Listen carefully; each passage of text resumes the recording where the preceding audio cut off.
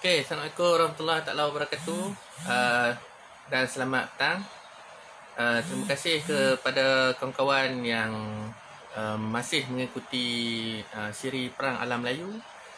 Sekarang ini kita berada di siri yang ketiga. Okey, untuk siri yang ketiga ini saya akan mengupas tentang perjuangan Tengku Kudin.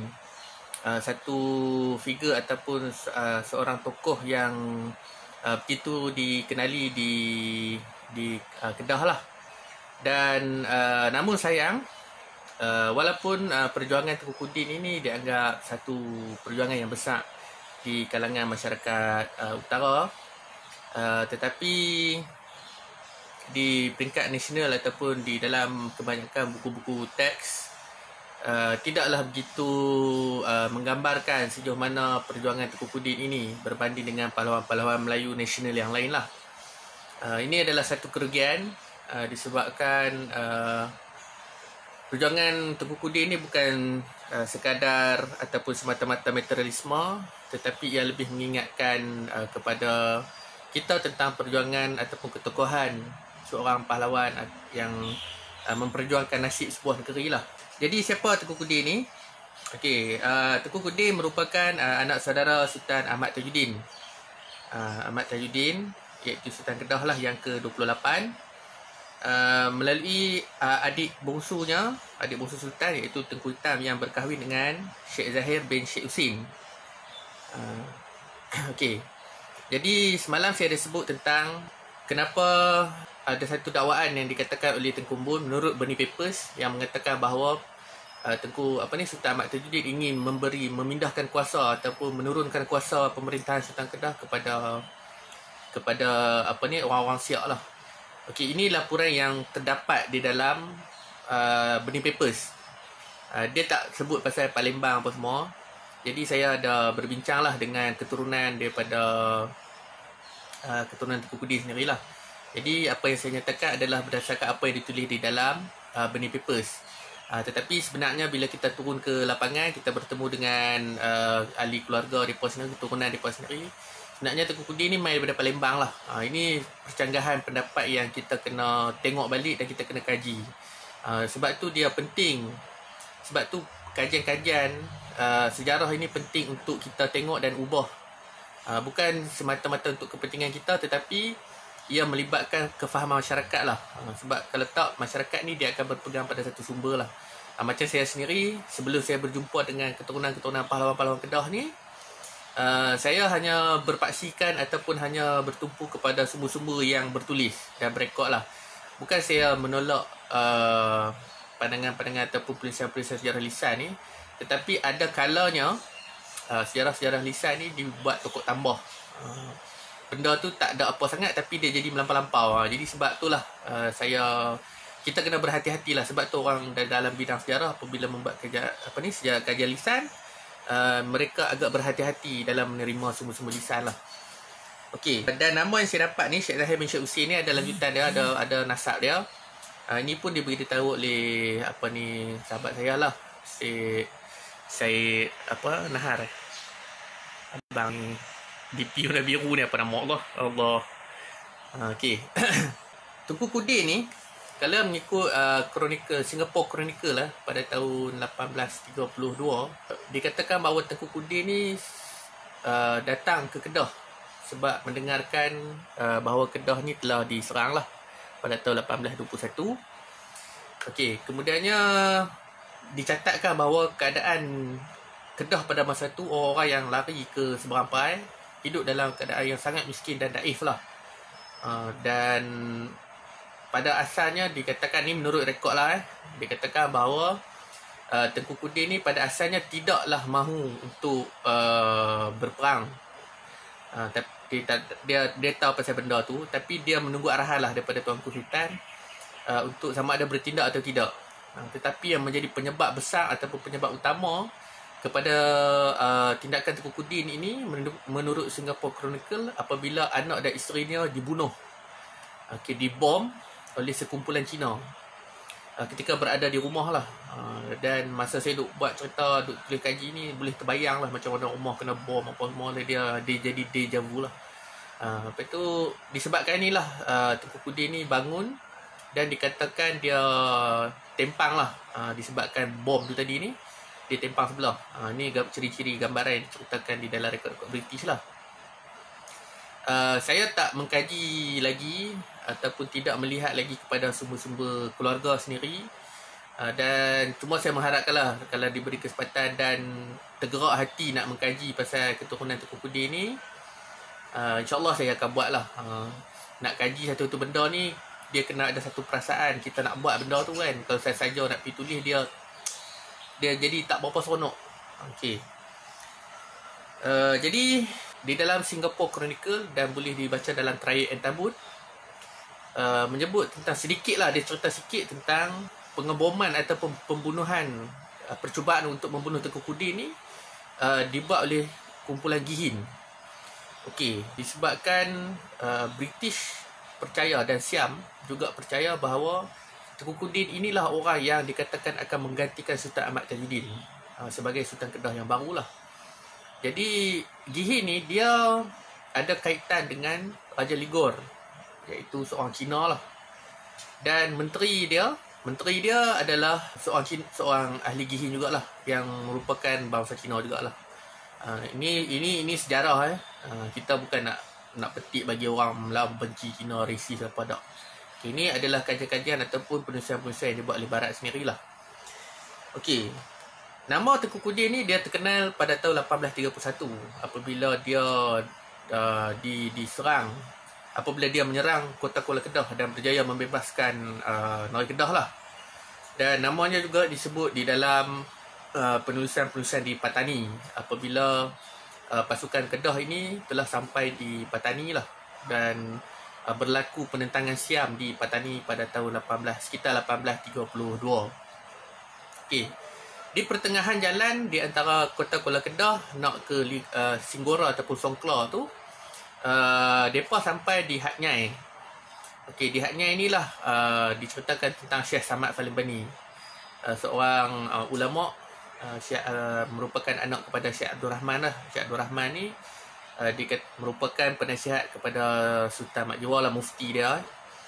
Okey, tapi apa yang menariknya cerita tentang tokoh-tokoh di alam peperangan Kedah Siam ni, tidak banyak kajian seperti mana yang berlaku kepada Tengku Kudin, begitu juga yang berlaku kepada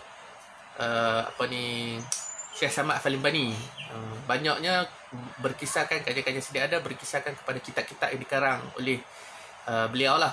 Tapi daripada segi sejarah ketokohan dia itu tidak banyak yang ditulis oleh sejarawan tempatan lah. Saya tak pastilah pasal apa, mungkin sebab kurangnya sumber, dan sebenarnya nama Syekh Samad Falimbani ni tak ada dalam rekod British.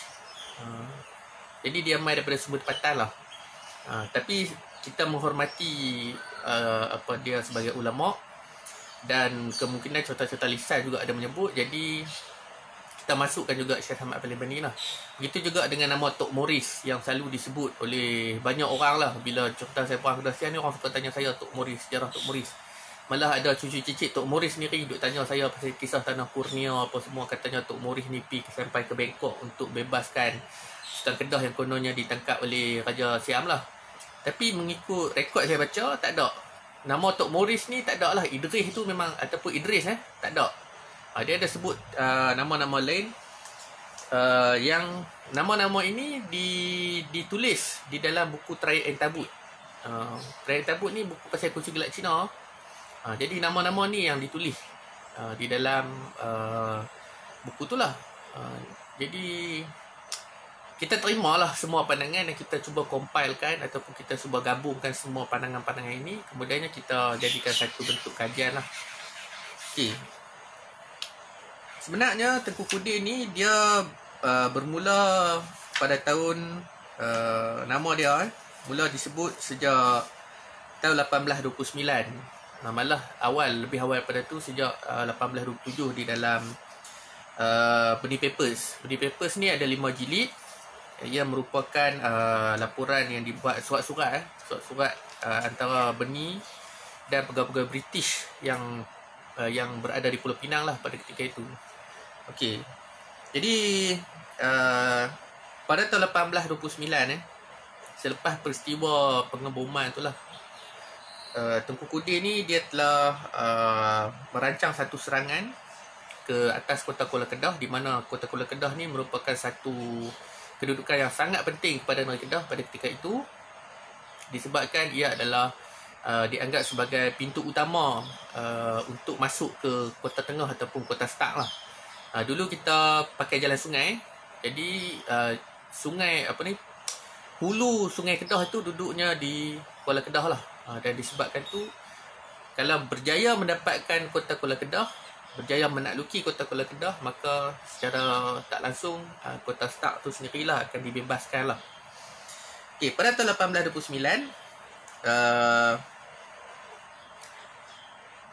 Tengku Kudin bersama Tengku Long Putih, Tengku Jaafar, Tengku Dagang, Panglima Manan, Cik Man Ali, Cik Yahya dari Tanjung Tok Kong, Panglima Hassan, Panglima Sayu, Panglima Puru, Imam Semaun, Cik Haji, Panglima Hussein, Panglima Mail kot daripada Teluk Air Tawar lah, dan Cik Rio Lahat dan Tengku Long Putih, Awang Lahat, Tengku Long Putih dan daripada Penaga, dan Wan Mak Ali bersama pasukannya daripada Langkawi telah bersama-sama lah berhimpun, bertemu di Padang Pusing dan berkumpul lah untuk merancang serangan ke atas kedudukan Siam di kota Kuala Kedah lah. Okey, cerita pasal Padang Pusing ni sekarang ni dia ada satu WhatsApp dalam siri yang dulu saya ada sebut kot, tentang kenapa ada Wat Siam di kawasan-kawasan yang kita tak rasa kenapa nak ada Wat Siam kat kawasan-kawasan ni. Okay, tapi saya percayalah kalau ikut daripada apa yang saya kaji ni, kedudukan strategik yang dibuat oleh tentera Kedah dulunya kawasan-kawasan ni adalah kubu ataupun kem tentera Kedah lah.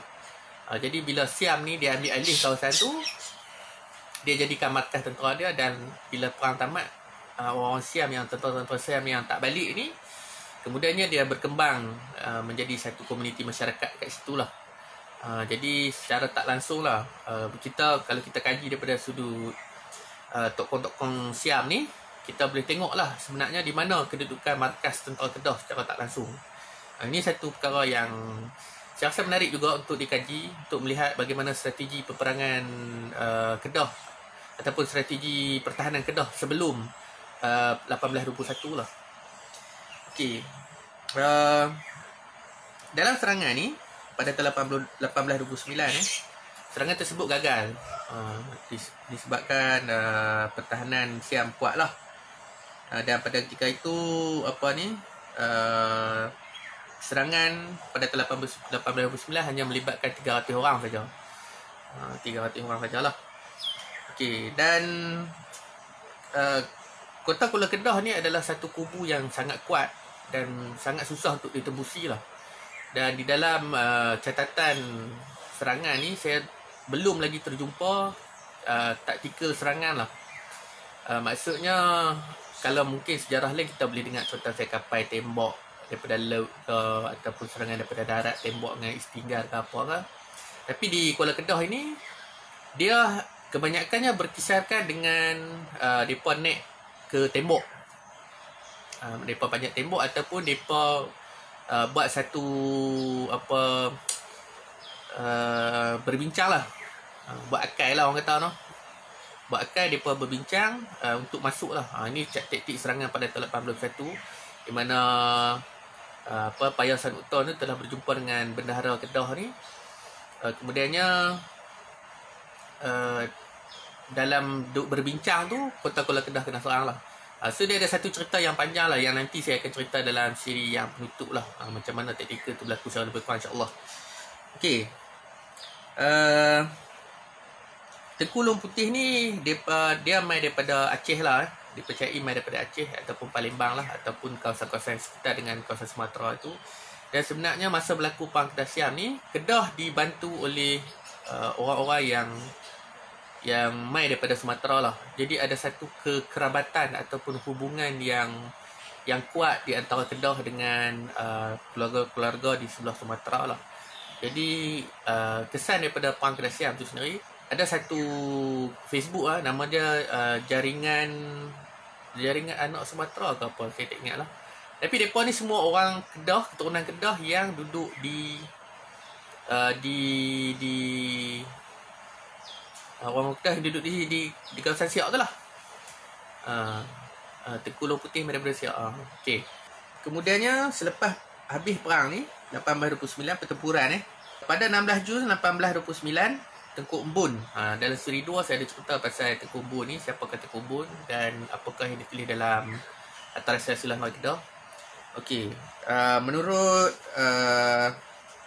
Prof Abdullah Zakaria dan menurut dalam buku G Muhammad Khan, seorang cikgu daripada India yang telah memetik beberapa kajian daripada rekod-rekod British, mengatakan pada 16 Jun 1829 Tengku Embun telah dibunuh oleh Payasan Norton kerana tidak mendapat kepercayaan daripada Ligor lah.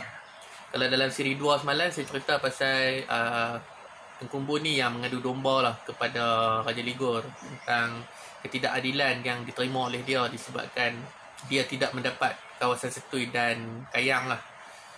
Tapi dalam Antara Silsilah Melayu Kedah menyebut tentang Tengku Embun ni dia sebenarnya jadi sultan. Jadi ada percanggahan pendapat lah. Ada dua pendapat. Jadi terserahlah kepada tuan-tuan untuk ikut mana satu pendapat tu lah. Tengku Embun ni dikatakan dibunuh bersama dua anaknya, iaitu Tengku Sulaiman dan seorang lagi anak dia lah. Okay, seorang lagi anak dia ni saya tak sure, saya tak pasti. Cuma dalam satu laporan yang saya cuba cari balik, saya terbaca dikatakan anak Tengku Embun ni dibawa ke Ligor lah, dan dia telah dipenjarakan dan tangan kaki dia dirantai lah, dan dia mati sebab kena rantai tu lah, mati sebab lapak lah. Saya duk cari balik artikel tu, saya tak jumpa. Saya berharap lah saya dapat jumpa balik artikel tu lah. Sayang lah kan, sebab cerita sejarah-sejarah lah benda dah lepas, ketidakadilan ataupun pengkhianatan ke apa saja naratif naratif negatif yang dibawa oleh pelakon-pelakon dalam sejarah ini adalah sejarah lah, benda yang dah lepas. Kita yang hidup pada zaman sekarang, kita mengambil pengajaran lah. Okey. Okey, dan dipercayai juga bahawa orang-orang Tengku Embun ni lah yang menjadi askar Siam lah. Jadi orang Tengku Embun ni atau yang pengikut dia yang Melayu ni yang dipercayai menjadi penolong-penolong kepada askar-askar Siam lah. Sebab dalam satu peristiwa ada disebut tentang 50 dalam Winstead disebut tentang ada beberapa lah, lebih kurang 50 orang Melayu yang bersama-sama dengan Siam mempertahankan kota Kuala Kedah daripada serangan Tengku Kudin ataupun Tengku Mat Saad lah. Okey. Selepas kegagalan tu Sultan Ahmad Tajuddin telah mengutus surat. Pada ketika tu Sultan Ahmad Tajuddin berada di rumah Tengku Sulaiman, iaitu adik dia, di Pematang Matahari. Telah mengutus surat kepada Sri Lela Pahlawan dan Raja Putrajaya untuk menyiapkan satu lagi angkatan bagi menyerang Kedah lah. Di dalam surat itu lebih kurang lah saya sebut, dipetik daripada Arab Winstead, mengatakan bahawa lebih kurang beta telah mengarahkan anak-anak beta Tengku Long Putih. Anak anda Sultan Ahmad Tajuddin ialah Tengku Abdullah, okey, dan Tengku Putih supaya menunggu di Langkawi menanti kepulangan semua Panglima Kedah dari barat. Okey, maknanya semua daripada Sabang Perai itulah. Mereka akan pulang bulan ini dan merancang untuk menyerang Kedah dari arah Pulai. Jadi biarkan rakyat Baitan curiga, Gubernur Bengal telah mengarahkan Gubernur Pulau Pinang supaya menghantar 4 buah kapal bersama 1,000 orang sepoi bagi membantu Baitan. Okey, kalau ikut surat ni, kalau sekitar 1829 masa ni Gubernur Fullerton. Okey, siapa Fullerton ni Okey, sebelum Fullerton, Ibbotson yang menjadi Gubernur di Pulau Pinang lah. Jadi Fullerton ni diarahkan oleh British India supaya menghalang penguasaan Siam ke atas negeri Melayu Utara lah, dengan apa cara sekalipun lah. Sebenarnya perancangan yang dibuat oleh British kepada Kedah ni adalah buat dalam diam-diam lah. Maknanya British akan tolong secara diam-diam dan supaya dapat halau Siam keluar daripada Kedah lah. Tapi malangnya surat ini telah dipintas oleh maaf cakap dipita oleh Barwa lah pengkhianat lah dia surat ni telah dipintas dan dibawa kepada Ligor lah. Jadi kemudiannya Raja Ligor telah membalas surat ni pada 30 Januari 1830 dengan mempersoalkan tindakan British. Kenapa British buat macam ni? Dan Raja Ligor juga meminta supaya Tengku Long Putih dan beberapa lagi pahlawan Kedah dihantar ke Kedah, di Kuala Kedah tu lah, ataupun ke Ligor untuk diadili. Tapi British dia pada satu sudut dia tahan jugalah, dia tak menghantar ataupun tidak membenarkan orang-orang Kedah ataupun siapa-siapa pun orang Melayu yang menetap di kawasan seberang perai untuk diekstradisi ke Ligor. Okey. Pada tahun 1831, iaitu pada 24 April 1831, sekali lagi Tengku Kudin bersama 2,000 orang Kedah dan 80 bekas sepoi British telah menyerang Kuala Kedah, dan dalam serangan ni menang.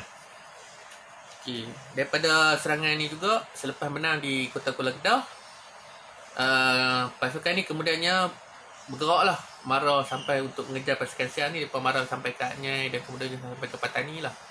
Yang seperti mana saya sebut tadi, pasukan ni telah sampai di Patani dan kemudiannya di dalam dikatakan bergabung. Okey, dalam penulisan tempatan dikatakan pasukan ni telah bergabung di Patani dan kemudiannya marah bersama-sama ke Songkhla. Okey, tapi sebenarnya mereka tak bergabung. Okey, cuma jarak antara mereka tu lebih kurang, pertempuran tu ada 2 tempat. Kalau baca dalam buku Ibrahim Syukri, Sejarah Kerajaan Patani, dia menyebut tentang pasukan Patani duduk di satu kawasan dan pasukan Kedah duduk satu kawasan lain. Tapi kedua-duanya bersempadan lah. Dia tak jauh lah. Dia sempadan Patani Songkhla tu lah. Jadi sebenarnya tak bergabung. Ini menurut pendapat Syukri lah, Ibrahim Syukri. Dan saya bersetuju dengan pandangan itu sebab di dalam rekod Kedah ataupun cerita-cerita lisan di Kedah ataupun rekod-rekod daripada British apa semua tidak menyebut tentang gabungan pasukan, kedua-dua pasukan ni lah. Jaringan halus yang saya sebut tu. Okey. Bergabung tidak disebut tentang kedua-dua pasukan ini bergabung. Pasukan Patani hanya bergabung dengan Kelantan dan Terengganu. Itu satu cerita yang lain pula. Ada kajian yang saya dah tulis dan saya dah hantar ke Muzium Melayu Kelantan menceritakan tentang apakah yang berlaku di dalam politik Kelantan pada zaman Sultan Muhammad yang pertama lah, yang menjadi Sultan Kelantan pada ketika ni. Tentera Siam ni yang tadi itu bertahan di Kuala Kedah. Dia ada lebih kurang 30 orang saja bertahan dan mereka ini ditawan lah dan kemudiannya diseksa sehingga mati.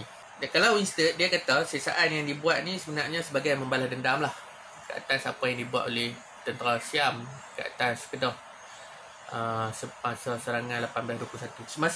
Lepas mereka sampai di Patani tu, kemudiannya pasukan Bangkok telah tiba dan bergabung dengan pasukan Ligor dan Songkhla lah. Kemudiannya pasukan ini juga telah bertempur dan mengejar pasukan Tengku Kudin sampailah ke kota Kuala Kedah. Dan dianggarkan lebih kurang 7,500 tentera jalan kaki dan lebih kurang 3,000 gajah lah. Tapi sebenarnya bila saya tengok balik di dalam Burning Papers, dia mengatakan bahawa yang mai daripada Siam tu, gabungan tentera-tentera Siam yang menyerang Kedah ni, pasukan Tengku Kudin adalah sebanyak 15,000 orang bersama dengan 300 ekor gajah. Itu jumlah tentera yang lawan Kedah lah. Sedangkan pasukan Kedah cuma ada lebih kurang 3,000. 3,000 lah 15,000. Jadi macam berat lah kan. Pasukan Siam ini telah menyerang dan mengepung kota Kuala Kedah selama 5 bulan yang akhirnya menyebabkan semua pahlawan Kedah mati kelaparan di dalam kota. Okey, selepas Tengku Kudin ni berundur, kemudiannya bertahan di kota Kuala Kedah dan mereka duduk selama 5 bulan. Akhirnya mereka semua ni matilah dalam kota Kuala Kedah disebabkan kelaparan, sebab pengepungan tu mengambil masa yang lama lah. Di darat dikepung oleh Siam, di laut dikepung oleh British lah. Okay, dia ada banyak pendapat yang menyebut tentang kematian Tengku Kudin. Ada pendapat macam Wisted, dia kata bunuh diri. Dia macam pelik lah kan. Tak boleh sebut pasal itu. Sebenarnya British ni, orang putih ni, Orientalism ni, dia suka nak merendah-rendahkan semangat kita lah, nak menjatuhkan semangat kita lah. Katanya kita mati bunuh diri. Sedangkan dia Sheikh Zainal Abidin ni merupakan keturunan Habib, keturunan Nabi kot. Takkanlah nak bunuh diri agak-agak lah. Kalau dia dibunuh, itu saya percayalah.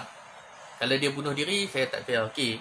Jadi bila semasa kajian ni dibuat, kawan saya Fred Rizal tu, dia dapat satu buku series map, dan di dalam semua lakaran-lakaran yang menceritakan tentang keadaan Siam sekitar abad ke-19 tu, ada satu peta yang melukis tentang kota Kuala Kedah, kedudukan kota Kuala Kedah lah, bentuk kota, struktur kota apa yang ada lah, dan dicatatkan juga tempatnya, tempat terbunuhnya Tengku Kudin. Dia duduk mati, dia ditanda lah di luar daripada kota Kuala Kedah lah. Okey, kalau dia di luar kota Kuala Kedah, adalah mustahil lah kalau dia bunuh diri. Sebab tepi laut kot kan, orang putih dan Siam tu dia dah nampak. Kemungkinan besar dia memang kena tembak lah ketika dia nak menyeberang ke apa, wallahualam. Tapi memang dia mati di luar pada kota Kuala Kedah tu lah. Sepatutnya benda ni kita kena tolak lah. Kita tak boleh lagi memakai. Ada benda yang kita boleh pakai lah daripada kajian yang dibuat oleh British, tapi kita kena tengok juga daripada sudut agama lah. Tak adil kalau kita menilai sejarah dengan meninggalkan agama kita, sebab Orientalism ni berasal daripada Kristian, dan Orientalism ni pada hakikatnya berkisahkan tentang bagaimana nak menjatuhkan Islam. Jadi sehalus-halus cara tu adalah melalui penulisan sejarah, antropologi dan sebagainya lah. Jadi benda-benda macam ni kita kena tatbih, kita kena tengok balik lah. Jadi Tengku Kudin ni selepas kematian Tengku Kudin pada tahun 1831, jumlah yang dicatatkan menurut British, dia kata peperangan selama 5 bulan ini telah menyebabkan 700 tentera Thai terbunuh, 1,500 pahlawan Kedah terkorban, dan sebanyak 5,000 keluarga telah ditawan dan dibawa ke Ligor. Jadi 5,000 keluarga Melayu ni dibawa ke Ligor lah, dan menyebabkan populasi di Kedah tu semakin berkurang. Dan sebab itulah ada orang Melayu di kawasan Sungai Tingkara tu lah, ataupun di kawasan Nakhon Sitamarat hari ni. Itu yang jadi ramai tu. Okay, cerita pasal British tadi. British telah menghantam 4 buah kapal, iaitu Zephyr, Emerald, Wolf dan Alligator. Di samping mengepung sungai ataupun pesisir pantai Kedah di kawasan kota Kuala Kedah itu, British juga telah memberi ubat bedil kepada Ligor. Ni benda yang dia jadi kadang tak faham kau dengan strategi dan polisi British. Sebab dia kata siapa yang keluar daripada kawasan British, iaitu Seberang Perai dan Pulau Pinang, maka mereka akan dianggap sebagai landun lah. Dan sesiapa yang duduk di dalam kawasan Seberang Perai dan Pulau Pinang tu akan dilindungi. Jadi dia makan keliling lah British ni. Dia nak selamatkan dia punya jalan perdagangan tu lah, yang seperti mana saya sebut dalam siri yang kedua. Sebenarnya Tengku Kudin ni satu figure ataupun satu tokoh yang kita patut tengok balik. Bukan setakat Tengku Kudin saja, tetapi beberapa nama lain yang telah menjadi pembantu kepada Tengku Kudin lah. Dan sepatutnya kita sebagai orang-orang Kedah terutamanya, kita kena angkat balik nama mereka.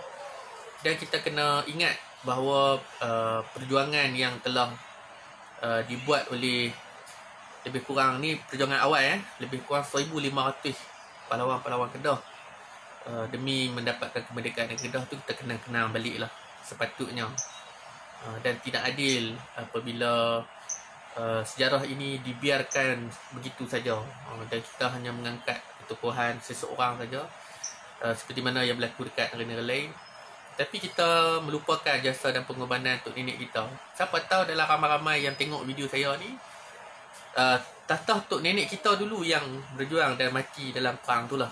Ini satu benda yang sepatutnya kita kena tengok balik lah.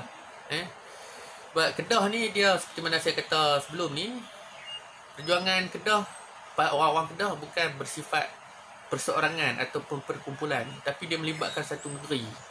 Dan Kedah merupakan satu-satunya negeri yang ditakluk. Di dalam alam Melayu ni, Kedah merupakan satu-satunya negeri yang ditakluk. Dan campur tangan yang berlaku di Kedah adalah oleh British, walaupun dibuat oleh Syarikat Hindia Timur Inggeris, tapi saya menganggap bahawa campur tangan di negeri Melayu yang pertama adalah Kedah, bukannya Perak. Perak tu dia, bagi saya, campur tangan yang kedua lah. Tapi dalam kajian-kajian sejarah tempatan menyebut tentang campur tangan British yang pertama adalah di Perak dengan perjanjian Pangkor pada tahun 1824. Tapi kalau kita tengok kepada polisi, kepada perjanjian-perjanjian yang dibuat, semuanya melibatkan Kedah. Jadi kenapa Kedah diabaikan? Ini persoalan yang saya teringin nak tanya orang yang kaji ataupun membuat dasar sejarah dekat Malaysia ni. Saya teringin nak tahu kenapa Kedah ini dipinggirkan daripada sejarah nasional, daripada sejarah umum negara kita lah. Dan perjuangan Tunku Kudin, Tunku Mat Saad dan beberapa lagi seperti Tunku Talib, Tunku Long Putih dan ramai lagi pahlawan-pahlawan Kedah tidak diberikan perhatian. Jadi saya tak naklah berharap sangatlah kepada orang yang duduk pusat. Cuma timbul persoalan. Cuma saya mengharapkanlah sebagai orang utara ni, saya mengharapkan supaya kita semua yang menonton video ni dapatlah buat satu sumbangan lah, memperingati balik ataupun kita memperingati balik lah pahlawan-pahlawan yang telah berjuang ni, dengan cara bacalah sedekah Fatihah kat mereka. Untuk nenek kita, orang lain pun sedekah Fatihah kat mereka. Dan saya juga bercita-cita lah satu masa nanti nak adakan satu tugu nama, letak nama-nama mereka ni, yang mana kita jumpa tu, kita letaklah nama-nama mereka di Kuala Kedah ke ataupun di Masjid Zahir. Sebab di Masjid Zahir juga dipercayai bahawa dikatakan orang-orang yang mati di Kuala Kedah tu telah dibawa. Ini menurut penulisan yang dibuat oleh Persatuan Sejarah Kedah, yang mengatakan pahlawan-pahlawan yang mati di kota Kuala Kedah telah dibawa di Masjid Zahir dan dimakamkan di Masjid Zahir lah. Sebab tu dalam Masjid Zahir tu ada kubur-kubur lama yang kita tak tahu pun siapa mereka. Kalau apa pergi sembahyang Masjid Zahir kan dalam ruangan masjid tu kan ada nisan nama kubur orang kan. Mereka tu lah dipercayai bahawa orang-orang yang mati syahid dan ditanam, dikebumikan di dalam masjid tu sebagai menghormati kesyahidan mereka tu. Selepas kematian Tunku Kudin sekitar 1834, saya tak tahulah tarikh dia, tapi sekitar 1834. Kalau ikut tadi ada satu komen tu, dia kata makam Tunku Kudin di belah Perai kot. Okey, pada tahun 1836 Sultan Ahmad Tajuddin telah memohon untuk pergi ke Delhi, namun telah singgah di Beruas lah. Dan ketika berhenti di Beruas ni, sebenarnya Sultan Ahmad Tajuddin sedang merancang untuk membuat satu lagi serangan. Tapi baginda telah disambut oleh Raja Muda Perak pada ketika itu, iaitu Raja Muda Jaafar, yang kemudiannya menjadi sultan, disebut sebagai Sultan Jaafar lah, bersama dengan 1,400 pahlawan Perak. Masa ni orang Perak melihat kesungguhan Kedah, mula nak membantu Kedah lah, membantu Kedah. Tapi apa yang dirancangkan oleh Sultan Ahmad Tajuddin itu dapat dihidu oleh James Low, British lah. Dia kemudiannya menghantar James Low untuk memberi amaran kepada Perak supaya tidak masuk campur ke dalam urusan orang Kedah. Dan kemudiannya Sultan Ahmad Tajuddin diarahkan untuk pergi ke Melaka lah. Dia ada satu cerita pula pada ketika inilah James Low diberi naskah Hikayat Merom Mawangsa. Itu satu cerita yang lain akan saya cerita nanti kemudian nanti satu hari nantilah. Yang cerita macam mana naskah Hikayat Merom Mawangsa tu yang kita baca pada hari ini tu pada waktu ni lah, 1836 ni lah detik dan peristiwa bagaimana James Low mendapat Hikayat Merom Mawangsa tu sebenarnya. Sebagai penutup, Tunku Kudin ada 3, Syed Zainal Abidin, Tunku Kudin Kedah dan Kudin Kumeh yang juga disebut sebagai Tunku Kudin. Okay, Syed Zainal Abidin adalah Syed Zainal Abidin yang juga dikenali sebagai Tunku Kudin, merupakan anak saudara kepada Sultan Kedah, Sultan Ahmad Tajuddin. Tunku Kudin yang seterusnya adalah orang yang terlibat di dalam Perang Kelang. Perang Kelang, dan dikatakan satu sosok yang ditakuti oleh British lah. So dia ada satu cerita lain pula Tunku Kudin ni. Itu satu cerita lain nanti kemudian. Dan Kudin Kumeh. Kudin Kumeh ni juga satu figure yang lain yang hidup pada zaman Sultan Abdul Hamid, yang merupakan orang yang telah menyerahkan Setul, yang telah membawa Setul kepada Siam dan bergabung dengan Siam. Jadi saya ulang, jadi saya minta kena faham betul-betul Tengku Kudin Kedah ni ada 3 orang.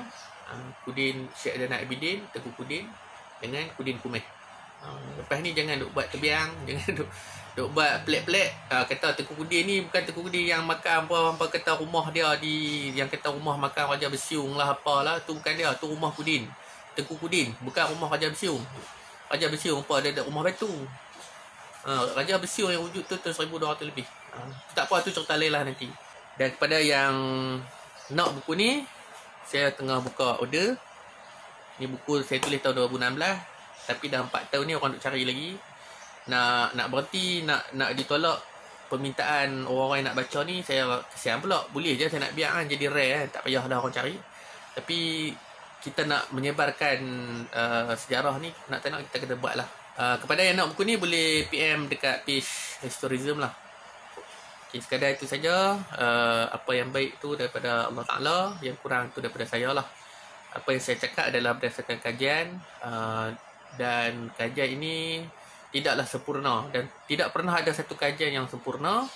Dia perlu dikembangkan daripada semua aspek dan sudut, dan dia mengambil masa yang sangat panjang lah. Sebab peristiwa Perang Kedah Siam mengambil masa 21 tahun, dan ada 5 orang yang terlibat ataupun 5 sudut pandang kepada sejarah ini, dan ia melibatkan begitu ramai tokoh, sama dari pihak Siam, pihak British, pihak Melayu, pihak Burma dan Cina sendirilah. Masing-masing ada tokoh masing-masing yang menceritakan tentang peristiwa-peristiwa yang berlaku sepanjang Perang Kedah Siam pada tahun 1821 hingga 1842. Jadi kepada kawan-kawan semua yang menonton, saya seru supaya yang berminat kepada kajian-kajian sejarah, supaya kajilah sejarah, gunakanlah metodologi yang betul, dan kembangkanlah sejarah dalam Kedah. Kalau kita orang memetik kata-kata hamka, kalau kita tidak mengangkat sejarah kita sendiri, adakah kita berharap kepada orang putih ataupun bangsa asing untuk mengangkat sejarah kita? Dan kalau sejarah kita diangkat oleh orang asing, adakah mereka faham hati, budi dan nurani kita yang mengalami peristiwa tersebut? Okay, sekian daripada saya. Terima kasih. Assalamualaikum warahmatullahi wabarakatuh.